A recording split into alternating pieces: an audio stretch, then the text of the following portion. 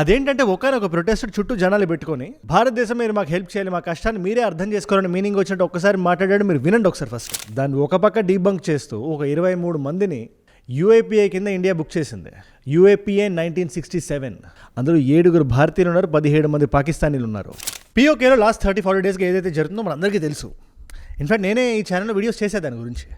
Joint అవమీ action league అని చెప్పి ఒక ఇన్సర్జెంట్ గ్రూప్ ఒకటి, అరే మాకు బ్రతకడానికి కావట్లేదు, ఇన్ఫ్లేషన్ పెరిగిపోతుంది, ఎట్లా బ్రతకాలని చెప్పి అక్కడ ర్యాలీలు గట్రా కండక్ట్ చేస్తారు. ఇది ఇండియా వాడుకోవాలి, ఇదే రైట్ టైం ఇండియాకి ఇది వాడుకోవాలని చెప్పి చాలామంది జియో పొలిటికల్ అనలిస్టులు కూడా మాట్లాడుతున్నారు. బట్ యు నో వాట్, ప్యారల్గా ఒక ట్రాక్ టు డిప్లొమసీ నడుస్తుంది ఇండియాకి పాకిస్తాన్కి అని చెప్పి వార్తలు మనకు వచ్చాయి. దీని మీద న్యూస్ పేపర్ హెడ్లైన్ గట్రా వచ్చినా కూడా నేను పెద్దగా ఎక్కువ మాట్లాడలా.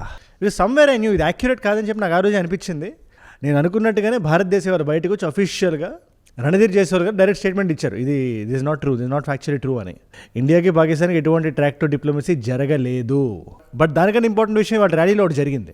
ఆ వీడియో ట్విట్టర్లో వైరల్ వెళ్తుంది. అదేంటంటే ఒకనొక ప్రొటెస్ట్ చుట్టూ జనాలు పెట్టుకొని భారతదేశం మీరు మాకు హెల్ప్ చేయాలి, మా కష్టాన్ని మీరే అర్థం చేసుకోవాలని మీనింగ్ వచ్చినట్టు ఒక్కసారి మాట్లాడాడు. మీరు వినండి ఒకసారి ఫస్ట్.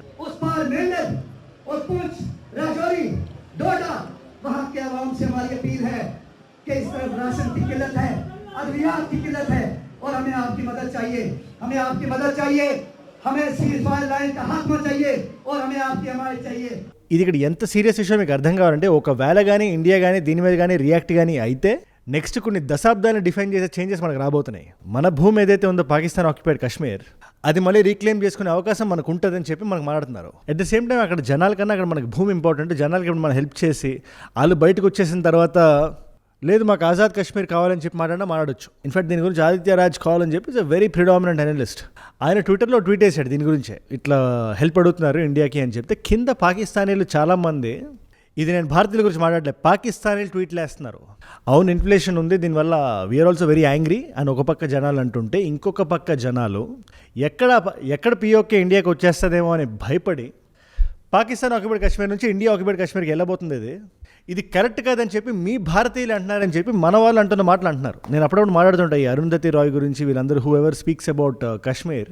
నేను ఆపరేషన్ సింధూర్ టైం నుంచి చెప్తున్నాను, ఇది పెద్ద పెద్ద యూనివర్సిటీలో పెద్ద పెద్ద ప్రొఫెసర్లు కాశ్మీర్ మంది కాదు, ఫ్యాక్చువల్లీ ఇది ఇన్కరెక్ట్, ఇది కాశ్మీర్దే, భారతదేశం హుకుం జలాయిస్తుంది అని చెప్పి మన దేశంలో పుట్టి పెరిగిన వాళ్ళు మాట్లాడుతుంటారు. వాళ్ళని కోట్ చేస్తే పాకిస్తానీలు వాళ్ళ అప్పర్ గ్రౌండ్ తీసుకుంటున్నారు అక్కడ. That's why it's very important. మన లోపల ఎన్ని ఇబ్బందులైనా ఉండొచ్చు, లెఫ్ట్ భావజాలు ఉండొచ్చు, రైట్ భావజాలు ఉండొచ్చు, ఎవరు ఏదైనా మాట్లాడచ్చు. బట్ దేశం గురించి వచ్చేసరికి, దేశపు ఇంటిగ్రిటీ గురించి వచ్చేసరికి అది మనందరూ ఒకటవ్వాలి. కాశ్మీర్ మనది, అది ఏ రోజైనా అదే మాట, కాశ్మీర్ ఈజ్ ఆర్స్. అది ధర్మం ప్రకారం ఇవాళ కాకపోతే రేపైనా మనకు వస్తుంది. అందుకని ఇవాళ ట్రాక్ టు డిప్లొమసీ అని చెప్పి వీళ్ళు ఏదైతే డ్రామా చేయడానికి చూసారో దాన్ని ఒక పక్క డీబంక్ చేస్తూ ఒక 23 మందిని యూఏపీఏ కింద ఇండియా బుక్ చేసింది. యూఏపీఏ 1967. అందులో 7 భారతీయులు ఉన్నారు, 17 మంది పాకిస్తానీలు ఉన్నారు. ఇది ఇండస్ వాటర్ ట్రీటీకి సంబంధించి ఎంత ఇంపార్టెంటో, ఇవాళ అదే వాటర్ కోసం పాకిస్తాన్ మేము ఇండస్ వాటర్ సివిలైజేషన్కి సంబంధించిన వ్యక్తులు మేము అని చెప్పి ఇవాళ పాకిస్తాన్ వాడు మాట్లాడుతున్నాడు. ఏది ఈ పర్టికులర్ ఫ్రేజ్ పాకిస్తాన్కి సంబంధించి వాడడం నేను ఇప్పటిదాకా వినలా. ఎప్పుడు ఇస్లామిస్ట్ దేశం అంటుంటారు, అసీం మునీర్ బయటకు వచ్చి స్పీచ్ ఇస్తూ మేము వేరు ఇండియా వేరు అంటుంటారు, కానీ లేదు మేము ఇండస్ వాటర్ సివిలైజేషన్ కొన్ని వేల సంవత్సరాల చరిత్ర ఇది, మాకు మీరు నీళ్ళు ఇవ్వడం మీ హక్కు ఇది అని చెప్పి ఇంటర్నేషనల్ ప్రెషర్ భారతదేశం మీద తీసుకురావడానికి ప్రయత్నిస్తుంది Pakistan. Everything will discuss today. అక్కడ ఇవాళ జరుగుతున్న ప్రొటెస్ట్ నుంచి మనకు ఉండే అవకాశం వరకు. అండ్ ఇలాంటి ఇంపార్టెంట్ వీడియో నా సైడ్ నుంచి మీకు రోజు ఒకటి వస్తుంది every single day. Local issues నుంచి మొదలుపెట్టి ఇలాంటి ఇంటర్నేషనల్ జియో పాలిటిక్స్ వరకు ప్రపంచ నలుమూలలో ఏది ఎక్కడ ఎలా జరిగినా కూడా దాన్ని మనందరం మాడుకునే భాషలో సింప్లిఫై చేసి ఒక 10-15 నిమిషాల వీడియోలో మీ ముందు పెట్టేస్తా. మరి నేను చేస్తా. ఆ వీడియో మీ దాకా రావాలంటే మీరు ఏం చేయాలి? కింద కనబడే సబ్స్క్రైబ్ బటన్ నొక్కి పెట్టేసుకోండి. డన్. మనం అసలు ఈ టాపిక్ గురించి ఏ మాత్రం మాడాలన్నా ప్రస్తుతం అక్కడ ఉండే సిచ్యువేషన్ ఏంటి, ఇప్పుడు పాకిస్తాన్ ఇంత బాధ ఎందుకు పడుతుంది, వాట్ ఈస్ గోయింగ్ ఆన్ అనే ఇష్యూ మీకు అర్థం కావాలి కదా. సింపుల్గా చెప్తున్నా, 11.1% ఇన్ఫ్లేషన్ రేట్. ఇది మామూలు నెంబర్ కాదు. ఇది మీరు ప్రపంచవ్యాప్తంగా చూస్తే టర్కీ, అర్జెంటీనా, పాకిస్తాన్ ఈ దేశాన్ని మాత్రం ఈ డబుల్ డిజిట్ నెంబర్ టచ్ అవుతుంది. మీరు ఇండియా మీరు చూసుకున్నా కూడా ఒక 4.2% ఎంతో ఉంది. Compare it now. Obviously India ఇబ్బందులు ఇండియాకి ఉన్నాయి. అది E20 ఫ్యూయల్ అవ్వచ్చు, లేకపోతే రూపీ ఫ్రీ ఫాల్లో ఉండడం అవ్వచ్చు. దాని గురించి నేనే మాట్లాడా. వాట్ ఎవర్ మన గవర్నమెంట్ ఏదైతే చేస్తుందో అది క్వశ్చన్ చేయాలి. కాకపోతే ఈ ఇన్ఫ్లేషన్కి సంబంధించి ఏదైతే భారతదేశానికి సంబంధించి ఫేక్ న్యూస్ పెడల్ అవుతుందో దాన్ని కూడా డీబంక్ చేద్దాం మనం. రీసెంట్గా ఒక న్యూస్ వచ్చింది, ఇది కూడా హెడ్లైన్ అగైన్. భూటాన్కి ఇండియా ఆఫర్ చేసింది E20 పెట్రోల్, భూటాన్ రిజెక్ట్ చేసింది అని. అది జరగలేదని చెప్పి మనం కన్ఫర్మ్ చేసాం. రణధీర్ జైస్వాల్ గారు చెప్పారు. సిమిలర్లీ ట్రాక్ టు డిప్లొమసీ కూడా జరుగుతుంది అన్నారు, జరగలేదు. సో ఇన్ఫ్లేషన్కి సంబంధించి కాస్త కూస్తో మనం బెటర్ పొజిషన్లో ఉన్నాం మనం, దానికి డిబేట్ లేదు. అండ్ ఆల్సో ఈ 11.1% ఇన్ఫ్లేషన్ ఏదైతే పాకిస్తాన్ ఇవాళ ఫేస్ చేస్తుందో అది ఇక్కడతో ఆగిపోతుంది అనుకోవడం కూడా చాలా తప్పది. ఇజ్రాయెల్ ఏ రోజు ఆగదు. అండ్ ఈ యుద్ధానికి సంబంధించి ఏదైతే అమెరికాకి ఇరాన్కి జరుగుతుందో దాంట్లో ఇజ్రాయెల్ హ్యాండ్ ఖచ్చితంగా ఉంటుంది అని నేను బిగినింగ్ నుంచి మాట్లాడతాను. February 28 ఎప్పుడైతే ఈ యుద్ధం మొదలైందో ఆ రోజు నుంచి మాట్లాడతాను. ప్రస్తుతానికి ఒక కూల్ డౌన్ సిచ్యువేషన్ ఉంది. ఎప్పుడైతే February 28 యుద్ధం మొదలైందో ఆ రోజు నుంచి నేను మాట్లాడుతున్నాను. నేను ప్రస్తుతానికి ఒక కూల్ సిచ్యువేషన్ ఉంది. కానీ అది ఎందుకు ఇరాన్లో మనం కొంచెం జూమ్ ఇన్ చేసి మనం చూస్తే ప్రస్తుతానికి ఫ్యూనరల్ జరుగుతుంది ఆయతుల్లా ఖొమైనీ గారికి.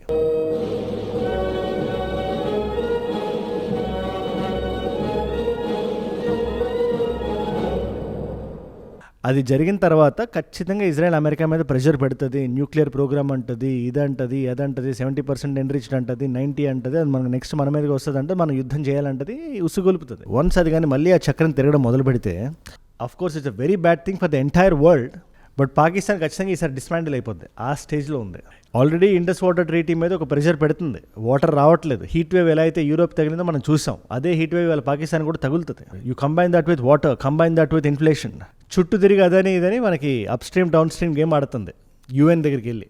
అందుకని వాళ్ళ ధరలు పెరుగుదలైనా ఫ్యూయల్ ప్రైస్ అయినా ఏదైనా మనం చూస్తే దానికి కారణం అదే. ప్యారలల్గా భారతదేశం ఎక్స్ట్రాగా 23 మందిని 23 పీపుల్ వీళ్ళు తీవ్రవాదులు అని చెప్పి UAPA చట్టం కింద వాళ్ళని డెసిగ్నేట్ చేసింది. ఇది ఎందుకు చేసింది, దీని పర్యవసానాలు ఏంటి, వీళ్ళందరూ భారతదేశంలో ఉండే వాళ్ళ ఎక్కడ ఉన్నట్టు ప్రస్తుతానికి 23 మంది పాకిస్తాన్లోనే ఉన్నారు. అండ్ యు నో వాట్, భారతదేశం పేరు పెట్టడం పక్కన పెట్టండి, మనం ఒకసారి UN దగ్గరికి వెళ్దాం. UN డెసిగ్నేటెడ్ ఉగ్రవాద ఆర్గనైజేషన్స్ ఏవేవైతే ఉన్నాయో మనం ఒక్కసారి లిస్ట్ అయ్యన్నీ తీసి చూస్తే మనకి రకరకాల పేర్లు మనకు కనబడుతుంటాయి. అందులో మిడిల్ ఈస్టర్న్ ఆర్గనైజేషన్స్ ఉంటాయి, ఇవి ఉంటాయి, అవి ఉంటాయి, ఇరాన్ ఉంటుంది. ఈ పేర్లన్నిటితో పాటు పదే పదే మనకు వినిపించే దేశం పేరు ఒకటి ఉంటుంది, ఆ దేశం పాకిస్తాన్. అండ్ ఇండియా ఖచ్చితంగా UN మీద ఒక ప్రెషర్ పెడుతుంటుంది. సార్ మీరు why aren't we taking action, joint action మనం ఒకటి తీసుకోవచ్చు కదా. ఎందుకంటే మొన్న జపాన్ వచ్చినప్పుడు కూడా జపాన్తో కూడా మనం అదే మాట మాట్లాడాం. మనం ఇజ్రాయెల్, ఇండియా, జపాన్ ఈ దేశాలన్నీ they will be very strong, ఉగ్రవాదాన్ని అందరూ కలిపి ఫైట్ చేయాలి అని చెప్పి. కానీ ఇంత మనం ప్రెషర్ పెడుతున్న UN కామ్గా కిక్కురు మడకుండా ముక్కు మీద వేలు పెట్టుకొని ఉండడానికి కారణం ఏమని మీరు అనుకుంటున్నారు? మీరు it is very simple, justifications. ఇవాళ కొంచెం ప్రపంచం కొంచెం ఓకే అయిన తర్వాత మనం ఏంటి టేబుల్ వేసుకొని కూర్చొని మాట్లాడుతుంటాం. మనం ఈ పర్టికులర్ ఆర్గనైజేషన్ ఏదైతే చేస్తుందో వాళ్ళకి ఏమై ఉండొచ్చు రీజన్, మనకి ఇక్కడ జరుగుతున్న అన్యాయం మనకు కనబడదు, వాళ్ళు ఎందుకు చేస్తుంటారు అనే దాని మీద మనం కూర్చొని హ్యాపీగా మనం డిస్కషన్ పెడుతుంటాం. మనం ఆ డిస్కషన్లో భాగంగానే జస్టిఫికేషన్లు ప్రతి ఆర్గనైజేషన్లకి ఇచ్చుకుంటూ వెళ్తుంది UN కానీ EU కానీ అమెరికా కానీ కొంచెం ఎక్స్ట్రా ఓకేనే అవ్వాల్సిన దానికన్నా ఎక్కువ ఓకేనే. నేను ఒకటే చెప్తున్నా, అఫ్కోర్స్ ఐఎమ్ జస్ట్ కామెంటేటర్.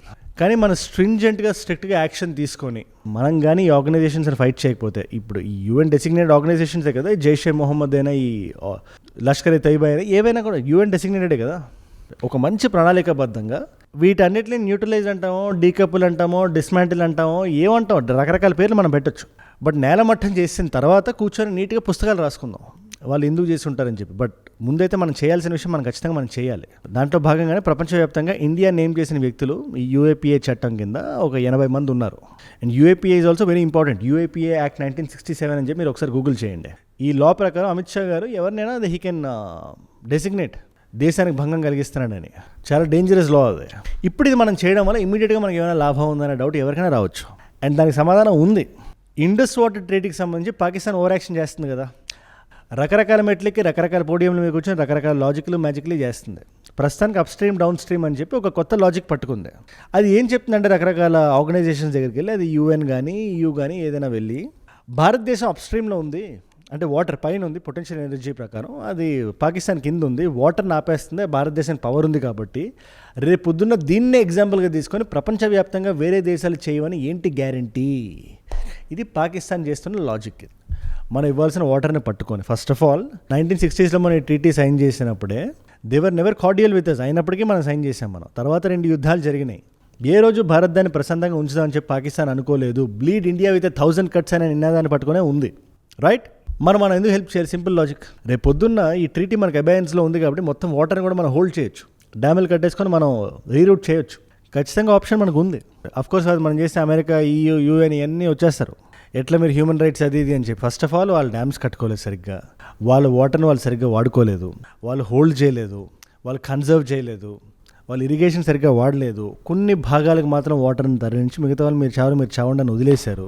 ఇవాళ భారతదేశాన్ని బ్లేమ్ చేస్తున్నారు. ఏమైనా అంటే ఇండస్ వాటర్ సివిలైజేషన్ అంటున్నారు.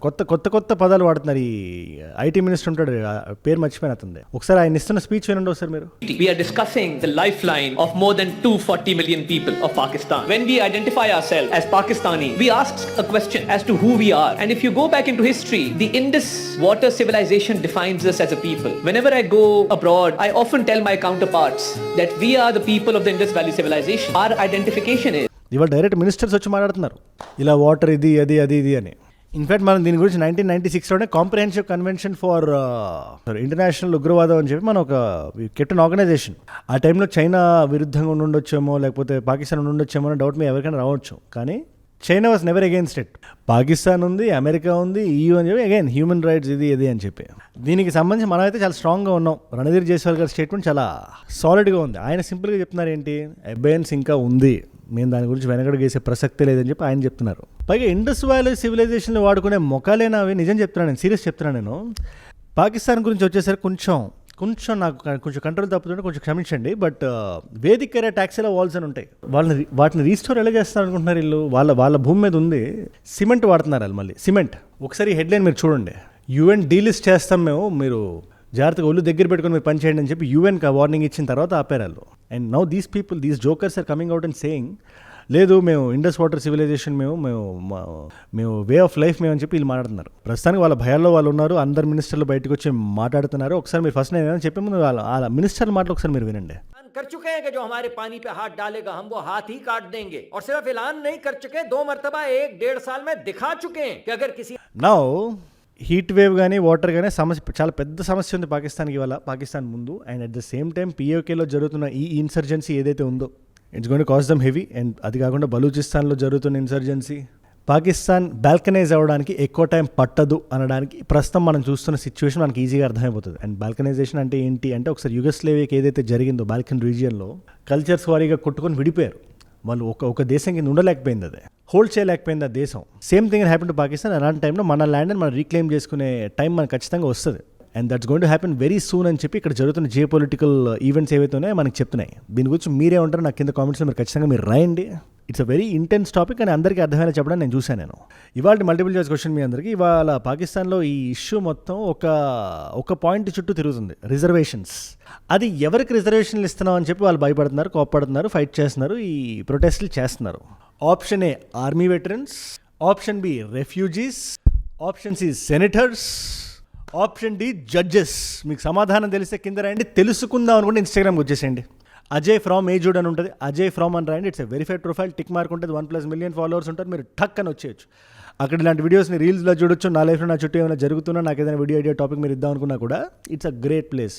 డెఫినెట్గా అక్కడికి వచ్చేసేయండి. అండ్ ఆల్సో ఏజుడ్ గ్లోబల్ అని మీ నాన్ తెలుగు ఫ్రెండ్స్కి నాకంటే వీడియోస్ మీరు షేర్ చేద్దామని కూడా దాన్ని కూడా సబ్స్క్రైబ్ చేసి పెట్టేసుకోండి. అండ్ మీరు ఇక్కడ దాకా ఈ వీడియోలో వచ్చారంటే నా వీడియోస్ మిమ్మల్ని ఆకట్టుకుంటున్నాయి, ఒక వాల్యూ పొందుతున్నారు. Thank you so much for that. మీరు ఇస్తున్న ఈ వాచ్ టైం, మీ రిటెన్షన్ ఉంది కదా, ప్రాణం పెట్టి నన్ను పనిచేయడానికి, రోజు నిర్భయంగా నిర్మోహమాటంగా మాట్లాడడానికి నన్ను ప్రేరేపిస్తుంది, ప్రోత్సహిస్తుంది. దానికి మీరే నా ప్రేరణ. You are my inspiration. In fact మీరు డైలీ చూడడం ఎంతమంది కొత్త వాళ్ళు రీచ్ అవుతుంది అనుకుంటున్నారు? అలాంటి కొత్త వాళ్ళు కానీ మీరు కానీ ఉంటే, నేను వీడియో పెట్టగానే మీ దగ్గర రావాలంటే మీరు ఏం చేయాలి? కింద కనబడే సబ్స్క్రైబ్ బటన్ నొక్కి పెట్టేసుకోండి. డన్. మీకోసం నేను వీడియోస్ పెడుతున్నా. సియాగ్ గోయల్ కేసుకి సంబంధించి ఏమాత్రం మీకు క్లారిటీ రావాలన్నా ఆ వీడియో ఇక్కడ ఉంది. లేదు కొంచెం జియో పొలిటికల్గానే నేను చూస్తాను అంటే ఆ వీడియో ఇక్కడ ఉంది. మీకు ఏ వీడియో ఇంట్రెస్ట్ ఉంటే ఆ వీడియో చూడండి. నేను మళ్ళీ మిమ్మల్ని రేపు ఇంకో వీడియోతో కలుస్తా. మనందరం కలిసి పెరగాలి, కలిసి ఎదగాలి. Let us all grow together. Let us all rise together. Rise above ignorance, rise above arrogance, rise above hate. ఏజుడ్ అంటే మనం. జై హింద్, జై భారత్, జై ఆంజనేయ. ఓం నమః శివాయ.